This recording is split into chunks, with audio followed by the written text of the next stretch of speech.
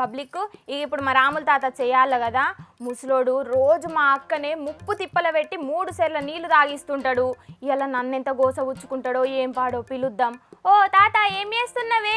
కర్మ పాడైపోను గింత అన్యాలం ఉంటుందా? నేను ఎవరినన్నా నల్ల అంచినా తెల్ల అంచినా ఉన్నదేదో లేనిదేదో నేనే వండుకొని తినబడి తిని వాడిని ఎవరినన్నా రూపాయి అడిగి తినా ఆట అని అడిగి తినా గింత అన్యాయం ఎట్లా చేయబుద్ధి అయింది కావచ్చు. ఈ కర్మలమ్మ నుగొట్ట. అగో ఏందే తాత, మొగుడు కొట్టిన ఆడపిల్లోలే తలకాయ మీద కారు పార్టీ కండు వేసుకొని ఏడుతున్నావు, ఏమైందే? అగో సూతర్రా పబ్లిక్ అది ఎట్లా మాట్లాడుతుందో. నేను ఆట మొగడుకు వచ్చిన పెళ్ళం లెక్క ఎత్తనో కూర్చొని ఏడుతానట.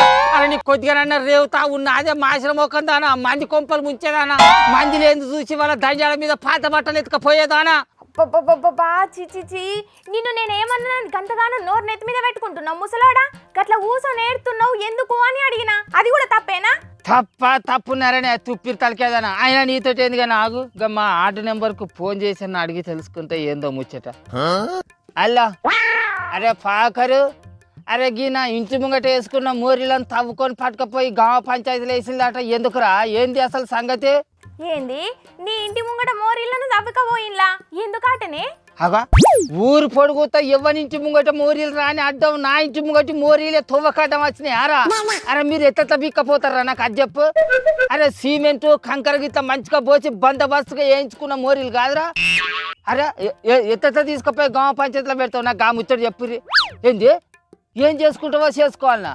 వాళ్ళ అలా అలా చూసినావా, వీడు ఫోన్ కత్తిరించిండు. గింత అన్యాలం ఉంటుందా?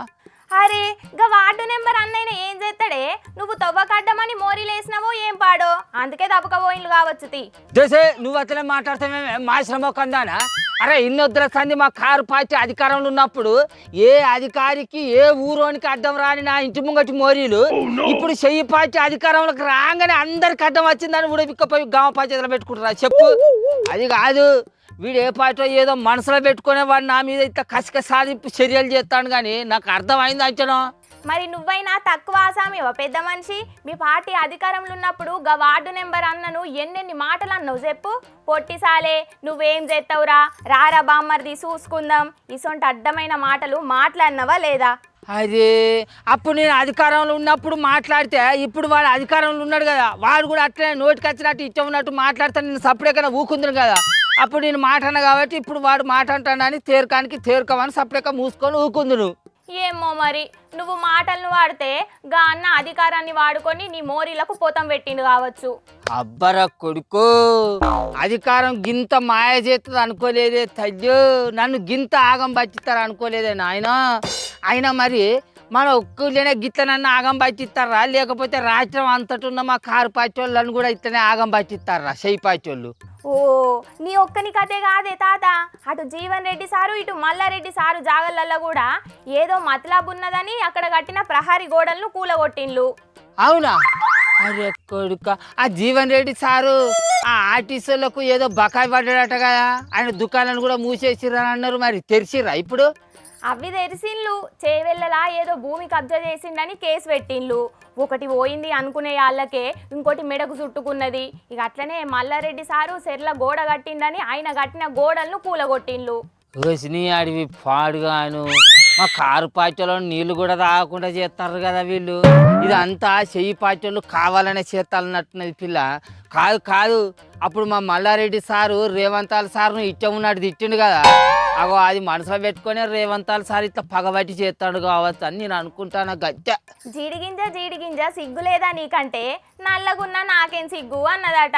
మీరే సొక్కంగా ఉంటే ముఖ్యమంత్రి ఏం చేస్తాడు, మంత్రులు ఏం చేస్తారు, అధికారులు ఏం చేస్తారు చెప్పు? అంటే మాది కూడా తప్పు ఉన్నదని అంటాను నువ్వు, అంతేనా? మరి ఆ తప్పేందో చెప్పరా, అదే తుప్పిరి తలకేదానా? ఎవ్వలో ఎందుకు, నీ ముచ్చటే చూడరాదు. అప్పుడు మీ కారు పార్టీ అధికారంలో ఉన్నది కదా, మీ ఎమ్మెల్యే అండ చూసుకొని నీ ఇంటి ముంగట తొవ్వంచుకొని మోరీలేసుకుంటివి. ఎవ్వలచ్చి అడిగినా నీ నోటికి వచ్చినట్టు తిడితివి. ఇప్పుడు వాళ్ళు అధికారంలోకి వచ్చినాక ఏం చేసిండ్రు చెప్పు?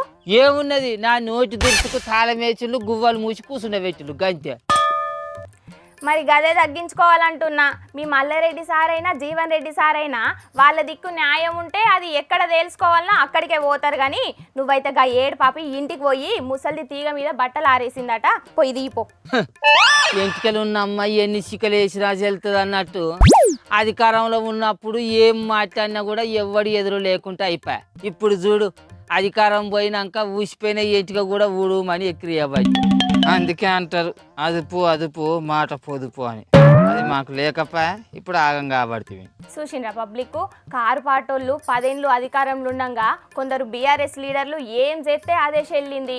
ఇక చెయ్యి పార్టీ అధికారంలోకి వచ్చినాక అక్రమ కట్టడాల మీద భూ కబ్జాల మీద ఫిర్యాదులు అందే వరకు యాక్షన్ తీసుకుంటున్నారు. అంతే కదా మరి, ఏ పాటోళ్ళైనా ఎవ్వరైనా సరే అధికారంలో ఉన్నప్పుడు ఏం తప్పులు చేసినా అటెన్క గిట్లనే బాధపడాల్సి వస్తుంది.